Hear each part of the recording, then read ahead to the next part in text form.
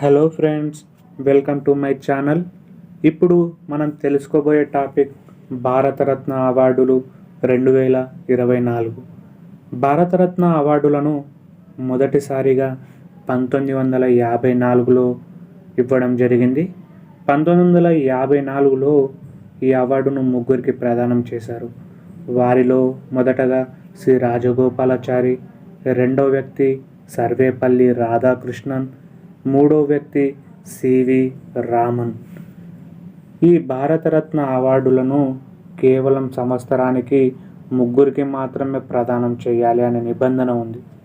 కానీ 1999లో నలుగురికి ఈ అవార్డును ప్రకటించారు. ఎప్పుడు? 1999లో.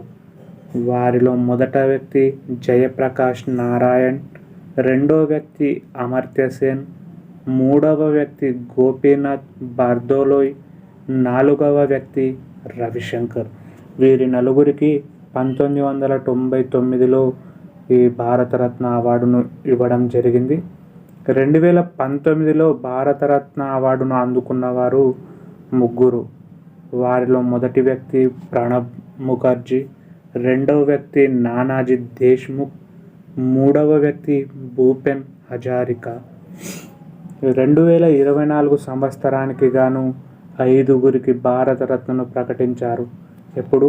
2024కి. కేంద్ర ప్రభుత్వం 2024 సంవత్సరానికి గాను 5గురు గొప్ప వ్యక్తులకు భారత అత్యున్నత పౌర పురస్కారమైనటువంటి భారతరత్నకు ఎంపిక చేసింది.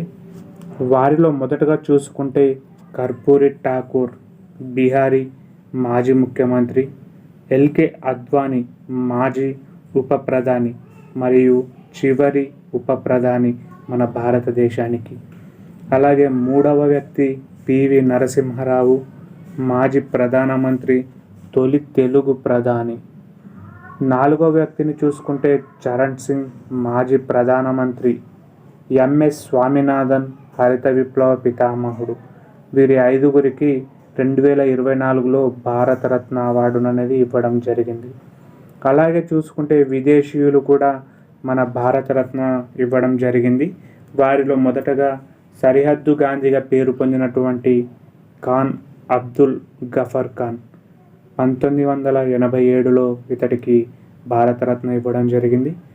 రెండో వ్యక్తిని చూసుకుంటే నెల్సన్ మండేలా. 1990లో ఇతడికి కూడా భారతరత్న ఇవ్వడం జరిగింది. కానీ మనకు రీసెంట్లీగా ఎగ్జామ్లో అడిగే విధానం 2024 సంవత్సరంలో ఎంతమందికి ఇచ్చారు? 5గురికి. అలాగే 2019లో భారతరత్న అవార్డును ముగ్గురికి ఇచ్చారు. అంటే 2020, 21, 22, 23లో ఎవ్వరికి ప్రకటించలేదు. 2024లో మాత్రం 5 మందికి భారతరత్నను ప్రకటించారు. ఇది బాగా గుర్తుంచుకోండి.